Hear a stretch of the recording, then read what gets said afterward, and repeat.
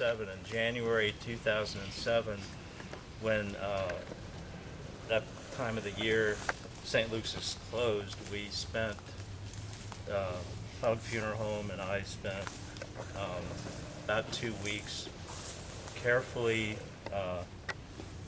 going down next to the ledger, Bridger Ledger, going sideways, but so 2 weeks later, the Smithsonian showed up after all that labor and everything, and it's very detailed. But anyway, they showed up to examine the bones. Well, none of us could fit under the pipes and things like that in the church, so we selected this young girl from the Smithsonian to squeeze in there and pass us the bones. And the story of the chicken bones was the first thing we found. We found that the workers who exhumed Joseph Bridger in 1895 decided to throw part of their lunch in there. Oh my God. So anyway, Doug asked me, and I was lying on the floor next Yeah. to Doug. And when Brittany handed him the first bone, I'd never seen remains before. And I thought, that looks like a chicken leg. I mean, that's what it was. and yeah, it still does. And the color drained out of Doug Elsley's face. Oh my His gosh. first thought was somebody threw a bunch of animal bones in there. And then Brittany, well, Doug's assistant leaned over and said, "That's not human." Anyway, about that time, Brittany handed Doug another little bone, and he looked at it, and Doug said, "Gene, hold out your hand," and I did. And he dropped a little knuckle bone in my hand, and he said, "Say hello to your grandfather," and I lost that. That was awesome. How can you hold the finger bone of your, that was unreal. And it's just gone from there, truly. Right. So a few years later, after analysis and Doug's study and all that sort of stuff, I went up to Smithsonian and came back with Joseph Bridger in the HOV lane. Came back, and he's back in the chancel, and we made all those arrangements, put him back in there. So then, in 2010, a small amount of funds were put together to conduct a survey, an inventory of.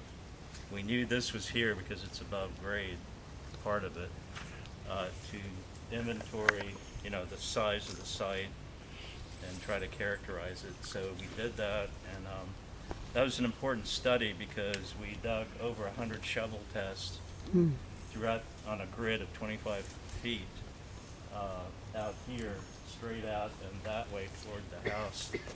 And we're able to delineate more recently, looking at those results again, 4.25 acres of where we educated guests think the site is. So it goes from this foundation that way to where it drops off, the funds drop off.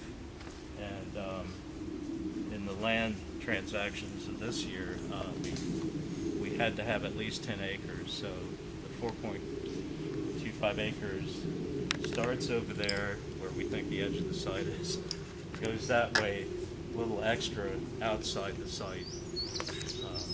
It's 10 acres out of many more, over 100 acres, I think. It was 111, I think. Yeah, so also, so that's 2010. We got the inventory, wrote a report. It's online, I think, still. 2011, I found out that one of Bill Hodgson's relatives had written some years ago and said,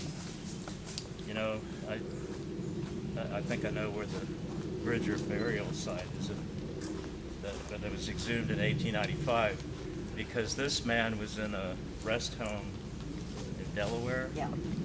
And so as soon as I heard that, I said, "Bill, please get in your car and go interview that man."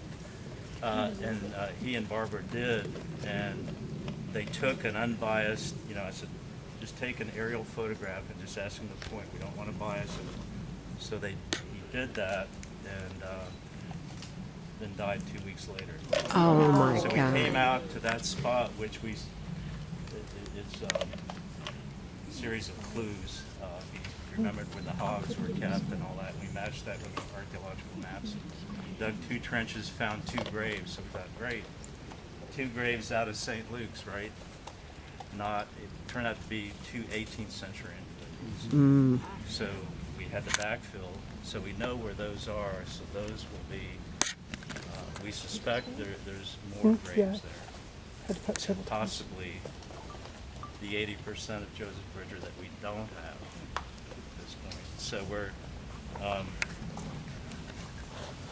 so the objectives are going to be geared toward emphasizing the cemetery first, and then sort of parallel with that, different other activities going on, but the next major focus will be the architecture of the place, the dwelling, and then layout of the plantation, which you would expect to find wells, trash pits, fence lines, outbuildings, and of course graves, which far end over there. Roughly the 2 graves we did find were in at the end of this field right here. So when you look, it's where the trees start around the house.